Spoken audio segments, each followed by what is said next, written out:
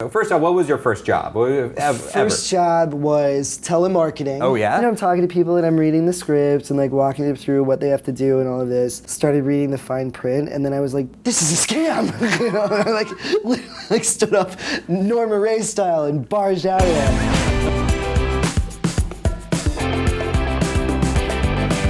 Hey, how's it going, guys? I'm Brian Mitchell. And I'm Cassie King, and welcome to the Skybound Insider. To continue our trend of putting immensely talented people in chairs where people sit, we got to sit with Robin Lord Taylor, aka the Penguin of Gotham. Batman. That's what Gotham is. If you're unfamiliar with the Penguin, we have a clip to paint the picture for you. Whoop. Oh, whoopsies! That penguin took a tumble. Whoop! And here's a little penguin flapping his little flippers. Flip, flip, flip. The flip flaps. Whoopsies! That penguin just went down. That was the wrong clip. Give me 1 second.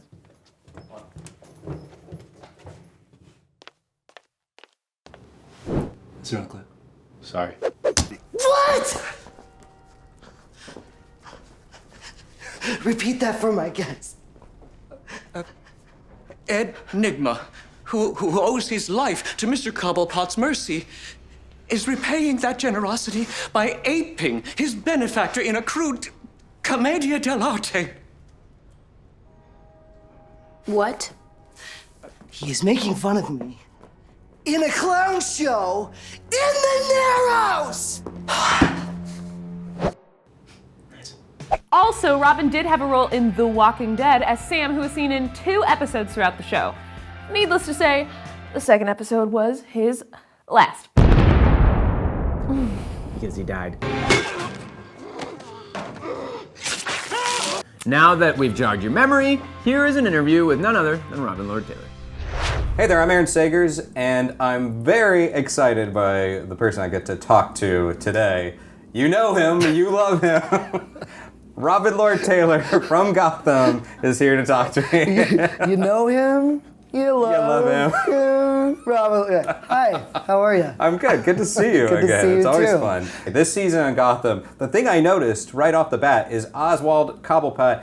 He's got a new do. He's got a different hairdo going on. And I'm curious about what led to that decision. New year, new do. I mean, no, it's just, we wanted to take it to a different place. And, before my bangs were like this, and now they're just like that. So we just flipped them up. When was the time that you kind of thought, okay, I'm an actor? Oh my gosh. When I was cast in my first show at Northwestern, it was the first time I had any sort of feedback on what I was doing on a scale that was bigger than Solon High School in Iowa, and it went extremely well. And that was when I was like, I might have the chops, because even at Northwestern, it's #1 theater school, one of the top theater schools in the country, and you're going to school with my graduating class had 75 people, and it was a public school, so I was telling you about how small my town was. And then I'm going to school with kids who went to Stuyvesant or Crossroads in LA, and or the big art schools all over the country, big private schools, who have amazing theater departments with a budget, any budget. And so, it was always sort of a question like, do I actually have the chops? Can I do it? And then that was the first time I was like, oh, I think I can. And then, I guess it wasn't until, when I got my SAG card after doing my first commercial here in New York. That was another step, but it's never quite. Obviously, Gotham was really when I could finally say, I can afford my life. I don't have to worry about waiting tables. That's when I am just an actor, and that's all I am. That was Gotham, really. And so, which sounds like a long time, but and even now, it's like you think, you get to a certain place, and I guess this is how we all should be in that sense. We should all be striving for the next thing, as long as it's healthy and inbounds and no one's getting hurt. We should all be striving for the next thing, because as my dad was a testament to, that's what keeps you young and keeps you relevant and keeps you around and makes you want to be around. So it's even now, at the top further and further than I could ever possibly imagine when I was a kid in Iowa, I still now see more, and I'm like, there's always another mountain after the peak that you reach, Do you ever get past the anxiety of being an actor, and where tomorrow you could be out of a job and this could go away, or the next job will be so much harder to get? Do you ever get past that anxiety? No. Yeah, I don't think you do. I don't think you do, and I'm glad, because again, I've never been more motivated moving forward with my career. God willing, it's years from now when Gotham is over, but moving beyond that, I've never been more motivated to retrain myself, to work with an acting class, work with a coach, break down all of these habits and things that have just sort of piled on naturally, playing the same character for hopefully many years. I've never been motivated to be better, to be a better actor. And, in that way, that's why I think it's a good thing. And then also at the same time, I'm like, well, if there's a good chance that I will never be in anything as big as Gotham. But as long as the next thing, even if it's, a tiny show for 25 people somewhere in the East Village or whatever, as long as it's the best work I've ever done, that's all I really care about. When you're an artist, a craftsman, you can go to school and learn that skill and learn. It's one thing to learn what the great painters are, great musicians, and copy those. Mm-hmm. But there's that point where you have to develop your own approach, and as you said, delve into that skill set. Right. When was the time where you're like, okay, this is the kind of actor I am. This is who I am as a performer. I'm no longer just repeating the steps of things that I learned before or watched or emulating actors that I love. I am now me. It's been on, the last maybe just a couple years before Gotham, when I had started working, even though it was scattershot, working more consistently at least.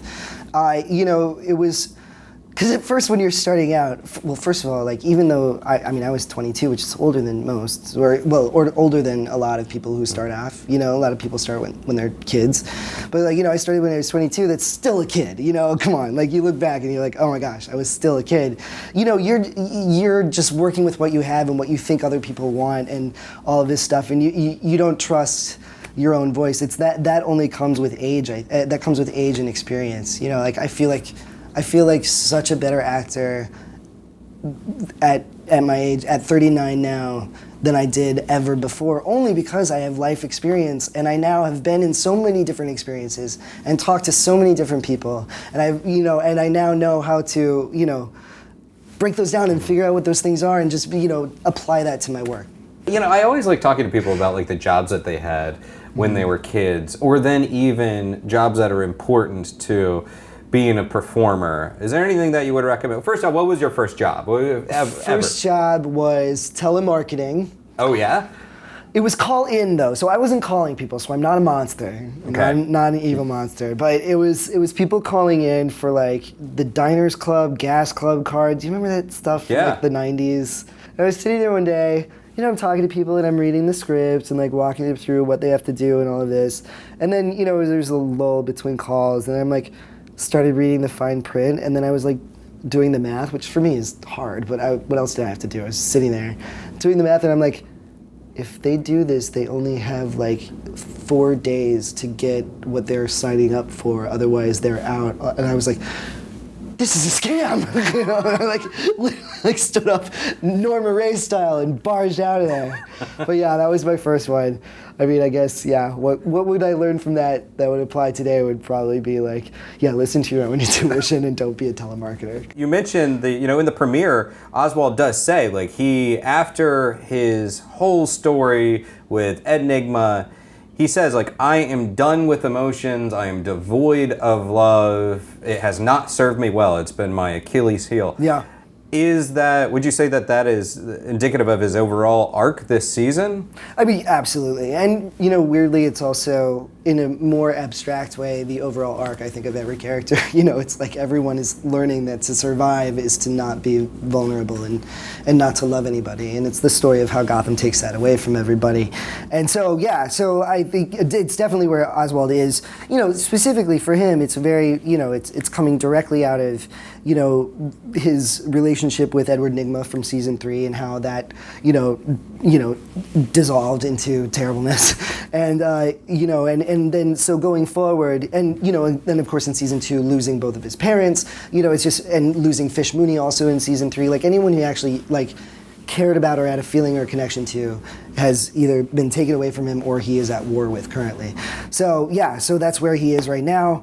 And, as we start the season, that's his main focus. It's so much of his focus that he is, proudly announcing it to other people he becomes in contact with, some of his old friends and here and there. And then also there's a new character who's come into town who is Sophia Falcone.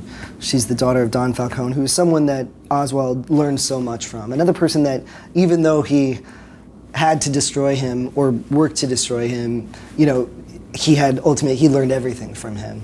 And so Sophia has come into town and she has, found a way, inside the outer perimeter of his walls. And she, it remains to be seen whether she is doing it for his benefit or against him. But, that's the lesson that he's about to learn. Yeah. So, that was a long Based on his track record. If you want to see more of our man Robin, take a look at the full interview on our website. And for more March of the Cobblepot, Gotham Season 4 is in full swing, so check it out Thursdays at 8 p.m. Pacific on Fox. Woo! Thanks for tuning in, everyone. Make sure you come back every Thursday for a new interview with a new guest. Slam the subscribe button, smash into the comments, blast the cursor into the like button, and we'll see you next week. Bye-bye.